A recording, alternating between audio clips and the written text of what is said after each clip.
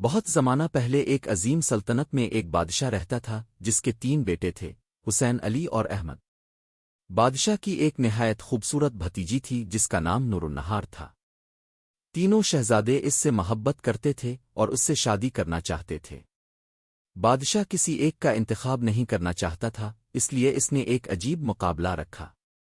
اس نے کہا، تم تینوں دنیا کے مختلف حصوں میں جاؤ اور سب سے حیرت انگیز اور نایاب تحفہ لے کر واپس آؤ۔ جو سب سے قیمتی اور عجیب تحفہ لائے گا، نور النہار سے اسی کی شادی ہوگی۔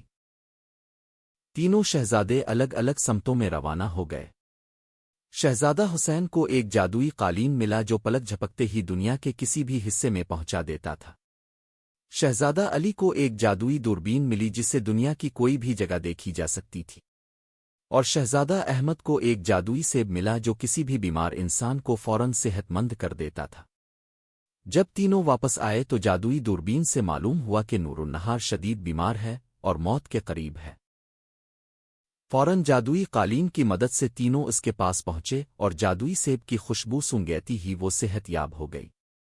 اب مسئلہ یہ تھا کہ اصل کامیابی کس کی تھی؟ بادشاہ فیصلہ نہ کر سکا۔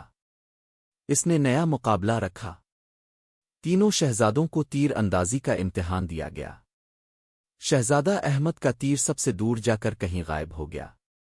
احمد اپنے تیر کی تلاش میں نکل پڑا۔ وہ پہاڑوں، جنگلوں اور صحراؤں سے گزرتا ہوا ایک پراسرار وادی میں پہنچا۔ وہاں اس نے ایک شاندار محل دیکھا جو ہیرے جواہرات سے جگمگا رہا تھا۔ اس محل میں ایک حیرت انگیز حسن و جمال والی پری شہزادی رہتی تھی جس کا نام پری بانو تھا۔ پری بانو نے بتایا کہ وہ جنوت اور پریوں کی دنیا کی شہزادی ہے۔ اس نے کہا، میں نے تمہارا تیر یہاں پہنچایا تھا کیونکہ میں تمہیں دیکھنا چاہتی تھی۔ احمد حیران رہ گیا۔ وقت گزرنے کے ساتھ دونوں ایک دوسرے سے محبت کرنے لگے۔ پری بانو نے احمد سے شادی کر لی اور اسے اپنے جادوئی محل میں رہنے کی دعوت دی۔ کئی سال تک احمد خوشی خوشی وہاں رہا، لیکن ایک دن بادشاہ کو معلوم ہوا کہ احمد زندہ ہے۔ بادشاہ نے اسے واپس بلایا۔ جب احمد محل پہنچا تو درباریوں کو اس کی دولت اور شان و شوکت پر حیرت ہوئی۔ ایک حسد کرنے والے جادوگر نے بادشاہ کے کان بھرنے شروع کر دیے۔ اس نے کہا، احمد کے پاس جادوئی طاقتیں ہیں، ایک دن وہ اب کی سلطنت چھین لے گا۔ بادشاہ پریشان ہو گیا۔ جادوگر نے بادشاہ کو مشورہ دیا کہ احمد کو ناممکن کام سونپے جائیں۔ بادشاہ نے احمد سے ایسی چیزیں مانگنا شروع کی جو عام انسان کبھی حاصل نہ کر سکتا تھا، مگر ہر بار پری بانو اپنی جادوئی طاقتوں سے احمد کی مدد کرتی اور وہ کامیاب ہو جاتا۔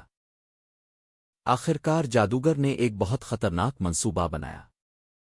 اس نے بادشاہ کو کہا کہ احمد سے ایک ایسا شخص لانے کو کہیں جو صرف 8 انچ لمبا ہو لیکن داڑھی 30 فٹ لمبی ہو۔ بادشاہ نے یہی حکم دے دیا۔ احمد پریشان ہو گیا، لیکن پری بانو مسکرائی۔ اس نے کہا، فکر نہ کرو، میں جانتی ہوں وہ کون ہے۔ وہ ایک طاقتور جن تھا۔ جب وہ دربار میں پہنچا تو اس نے محسوس کیا کہ بادشاہ کو غلط مشورے دیے جا رہے ہیں۔ اس نے فوراً جادوگر کی حقیقت سب کے سامنے ظاہر کر دی۔ جادوگر کا فریب کھل گیا۔ بادشاہ کو اپنی غلطی کا احساس ہوا۔ اس نے احمد سے معافی مانگی۔ احمد نے اپنے والد کو معاف کر دیا۔ پری بانو اور احمد خوشی خوشی رہنے لگے اور دونوں سلطنتوں کے درمیان امن اور محبت قائم ہو گئی۔ سبق: حسد اور فریب آخرکار شکست کھاتے ہیں، جبکہ سچائی، محبت اور وفاداری ہمیشہ کامیاب ہوتی ہے۔